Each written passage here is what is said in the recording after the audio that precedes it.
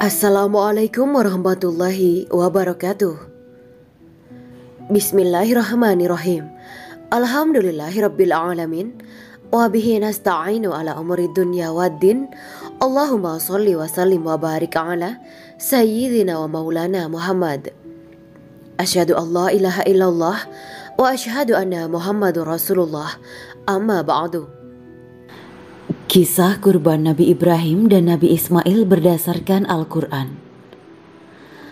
Asal-usul ibadah kurban berasal dari peristiwa sejarah penyembelihan Nabi Ismail oleh Nabi Ibrahim. Peristiwa ini akan selalu disebut-sebut pada setiap Idul Adha tiba. Hal ini untuk mengenang pengorbanan Nabi Ismail oleh Nabi Ibrahim dalam rangka menunaikan perintah Allah Subhanahu wa Ta'ala. Berkat ketulusan hati beliau, Allah menerima ibadah kurban mereka dan menggantikan tempat Nabi Ismail dengan seekor kibas. Ibnu Katsir dalam kitabnya Qasas Al-Anbiya menyebutkan bahwa kisah penyembelihan Nabi Ismail dan asal-usul ibadah kurban disebutkan dalam Al-Quran, surat As-Saffat 37 ayat 99 hingga 111. Kelompok ayat ini berisi tentang penantian Nabi Ibrahim akan kehadiran seorang anak. Perintah Allah untuk mengorbankan anak tersebut sehingga anugerahnya terhadap keduanya sebab ketaatan kepadanya.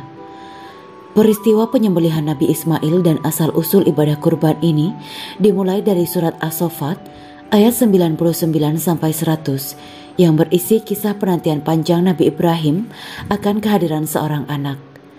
Diceritakan bahwa beliau dan istrinya senantiasa berdoa kepada Allah Subhanahu wa Ta'ala agar diberi keturunan guna melanjutkan misi dakwah di muka bumi. Hal ini diabadikan Allah dalam firman-Nya yang artinya, "Ya Tuhanku, anugerahkanlah kepadaku seorang anak yang termasuk orang yang soleh." Quran surat As-Saffat 37 ayat 100.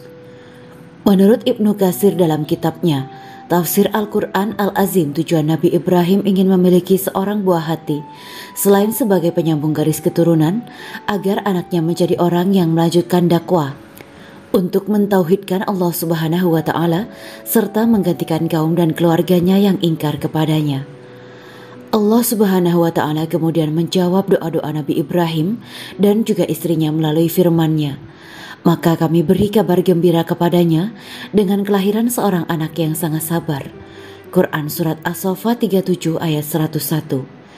Ayat ini merupakan konfirmasi bila beliau akan mendapatkan buah hati yang diidam-idamkan selama ini bersama istri tercinta. Menurut sebagian ulama tafsir yang dimaksud dari anak yang sangat sabar di sini adalah Nabi Ismail, bukan Nabi Ishak. Dalam Muhtasar Tafsir Ibnu Katsir disebutkan bahwa Nabi Ismail adalah anak pertama Nabi Ibrahim. Ia dilahirkan pada saat Nabi Ibrahim berusia 86 tahun. Sedangkan Nabi Ishak dilahirkan saat Nabi Ibrahim seabad kurang setahun, atau tepatnya saat berusia 99 tahun. Ketika anak yang telah diidam-idamkan Nabi Ibrahim telah lahir dan tumbuh besar, lalu tibalah drama ilahi yang menjadi ujian baginya. Nabi Ibrahim diperintahkan Allah Subhanahu wa Ta'ala melalui mimpinya untuk menyembelih anaknya yang begitu ia cintai. Sulit bagi kita menggambarkan bagaimana perasaan Nabi Ibrahim saat itu. Namun yang pasti, beliau tetap melaksanakannya meskipun teramat berat. Firman Allah Subhanahu wa Ta'ala, "Maka ketika anak itu sampai pada umur sanggup berusaha bersamanya, Ibrahim berkata, 'Wahai anakku, sesungguhnya aku bermimpi bahwa aku menyembelihmu, maka pikirkanlah bagaimana pendapatmu.' Dia Ismail menjawab, 'Wahai ayahku, lakukanlah apa yang diperintahkan Allah kepadamu. Insya Allah engkau akan mendapatiku termasuk orang yang sabar.' Quran surat As-Saffat 37 ayat 102. Pada mulanya Nabi Ibrahim agak ragu terkait mimpinya tersebut. Muqatil bin Sulaiman menyebutkan, sebagaimana dikutip oleh Imam Al-Qurtubi dalam tafsir Al-Qurtubi, Nabi Ibrahim baru yakin terhadap mimpinya setelah mimpi tersebut terulang selama 3 malam berturut-turut. Dengan kemantapan hati, ia kemudian melakukan perintah itu. Nabi Ibrahim melaksanakan perintah Allah dengan penuh keyakinan dan juga tawakal kepadanya. Namun ada hal menarik yang beliau lakukan, yakni memberitahukan perintah tersebut terlebih dahulu kepada sang anak guna menenangkan hatinya. Beliau sama sekali tidak menggunakan jalan kekerasan dan pemaksaan. sekalipun apa yang akan dilakukannya adalah perintah Allah yang maha mutlak. Setelah mengetahui Nabi Ismail bersedia menunaikan perintah Allah Subhanahu wa Ta'ala, Nabi Ibrahim kemudian membawa anaknya tercinta untuk bersiap-siap. Firman Allah, maka ketika keduanya telah berserah diri dan dia Ibrahim membaringkan anaknya di atas pelipisnya untuk melaksanakan perintah Allah, pada saat itulah keduanya telah siap dan tawakal menjalankan perintah Allah Subhanahu wa Ta'ala. Menurut sebagian riwayat dari Ibnu Abbas Mujahid dan Sa'id bin Jubair, karena hati Nabi Ibrahim merasa iba terhadap Ismail, beliau menelungkupkan anaknya dan ingin menyembelih di tengkuk agar tidak melihat wajah anaknya yang tercinta.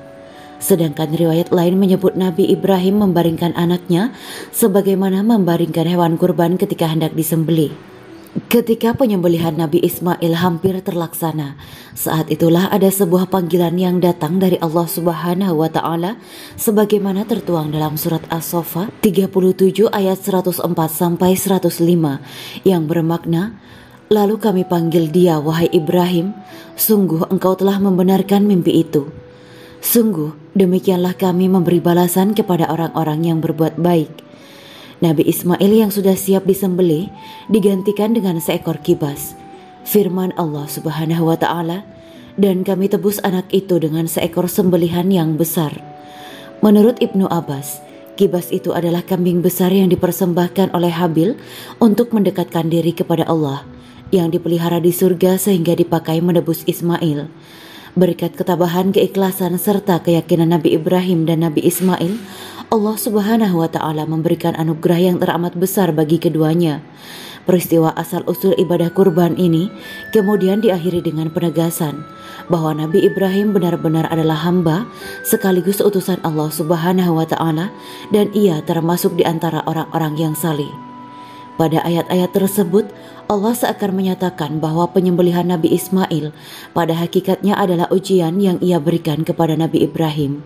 Jika ia lulus, maka akan kami anugerahkan.